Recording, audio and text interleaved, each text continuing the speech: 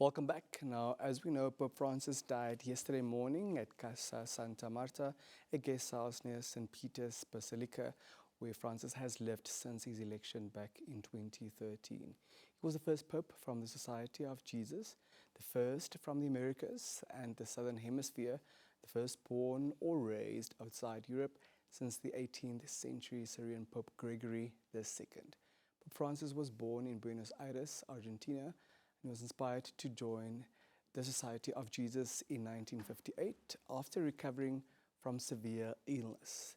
This morning we joined in studio from the Catholic Church by Reverend Dr. Wilhelm Eita to share his sentiments on the late Pope Francis. Good morning to you, sir, and welcome to Good Morning Namibia. Good morning, sir, and good morning, Namibia. Our sincere condolences to you and to the Catholic Church also here in Namibia. Thank you so much. Please speak to us about the impact of this news on the Catholic Church. Of course, it is a great loss, losing Pope Francis, who died yesterday, as you said, Easter Monday, April 21, 2025, at the age of 88. We know he was sick and he died due to complications from bilateral pneumonia. So although he was sick, his death came really as a great shock to us because he was recovering. We thought and hoping that he would become better to continue to lead the church. He was appearing now and then, to greet the people. And, even on Easter Sunday, so he went out, greeted the crowd, he greeted the people, wished them a happy Easter, and he even gave his final blessings to them, and a speech was read on his behalf, just to encourage people and giving the people a message of Easter. So his death really came as a great shock to us. And for us, really is a moment of kind of profound significance in the sense that it prompts us now to think deeper, but then we also have to, to get into the moment of remembering him, into the moment of remembering his life, into the moment of honoring him, into the moment of celebrating his life. It's really a huge blow for the Catholic Church and also for the world at large, I think. Indeed. Now, speaking of remembering him, speaking of honoring him, how will he be honored through memorial services and the ultimate burial? Will we also host services of remembrance locally? As far as the remembrance of the Holy Father is concerned, actually, the Catholic Church will organize something, but we will need the direction from the Vatican. As the Archbishop Liboris Dubugutina Shenda has expressed yesterday on the news. So there will be a procedure of remembering him. First of all, the Apostolic Nunciature, which is based in South Africa, our Apostolic Nuncio is in South Africa, may issue an official instruction regarding the liturgical celebration, memorial masses, and the period of mourning. And yesterday, the Archbishop actually mentioned that in the Archdiocese of Windhoek, at his cathedral, the memorial mass will be on the 23rd of this month. Which is tomorrow. Which is tomorrow. And I think, if I'm not mistaken, the time will be 6 on the evening. Coinciding with the Wednesday evening mass at the cathedral. Yes. So, actually, now in Namibia, we have to talk of the Bishop Conference. We have 3 dioceses, the Archdiocese of Windhoek, we have the Archdiocese of Windhoek, the Diocese of Keetmansop, and the Apostolic Vicariate of Rundu. So there has to be a collective effort in remembering him. So, and this is now usually done through what is called the Namibian Catholic Bishops' Conference. So this will give a guideline to all the dioceses in observing the moment, or rather the morning period, with the appropriate prayers and the liturgical expressions. So the parishes will also celebrate holy masses and the prayers in the intention of the Holy Father, or for the repose of the soul of the Holy Father.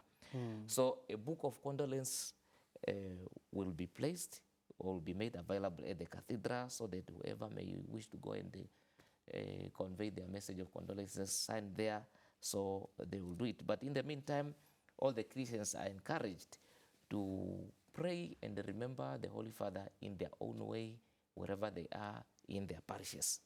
I think it's important at this juncture, just very briefly, for those who are not Catholic or may not be aware of the significance of the Holy Father, to speak to us very briefly about the role of the Pope in the Catholic tradition. Okay. Well, the Pope is the leader of the Catholic Church, the Vicar of Christ, the Shepherd of the Church, and is also the Bishop of Rome. The Bishop of Rome. But by the way, we also need to take note that the Pope is also a head of the state, which is Vatican. Yeah.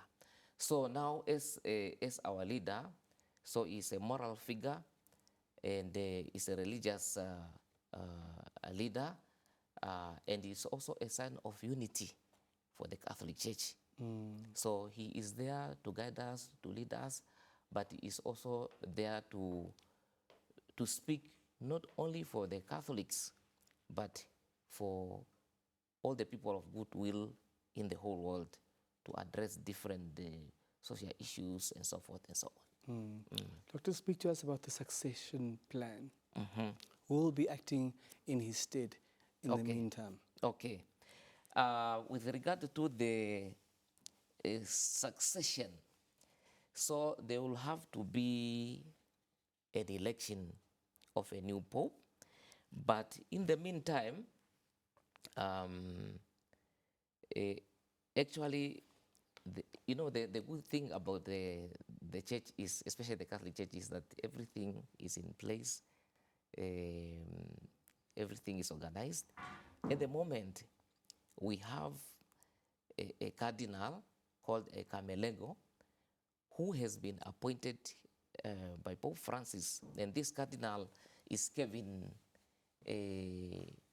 Farrell, if I'm not mistaken, and he is the one who is in charge of the Vatican affairs, and he has a specific responsibility, especially he has been looking after the health of the Pope, and one key responsibility is that one of announcing the death of the Pope. And that is actually what he just did yesterday. So now this cardinal will see to everything, will arrange also for the conclave. But the body that will now be taking responsibility of the administration of the Vatican is the College of Cardinals. There's a College of Cardinals. So also based in the Vatican City. It is based in the Vatican. So it's the one now that is responsible to take care of the administration of everything in the Vatican until there will be found a new pope. Would that include the funeral arrangements? So the funeral arrangement is also arranged by the Camerlengo, and usually it is said to take place at least between 4 to 6 days. However, there is a mourning period of the Pope which would be 9 days, which means that if the funeral did not take place within 2 to 6 days, it can as well go over that, but not exceeding the 9th day. So there is a mourning period of the 9th day. So, but I want to go back to how the election of the Pope for succession will take place. So, with the direction of the Camelengo and the Dean of College of Cardinals, or the entire body of the College of Cardinals, then they were arranged for a conclave, which usually takes place like from the 15th day up to the 20th after the death of the Pope. So all the cardinals under the age of 8 years, they are eligible voters. And usually there are 120 or more, or maybe a bit less. So they will now have to come together, gather into what is called the Sisters' Chapel, and you know, they have to make an oath, and they have to be enclosed there to be set apart from the entire world, and then they have to go for the election. And it is said that in order to have a pope, there must be a 2/3 majority, from that election.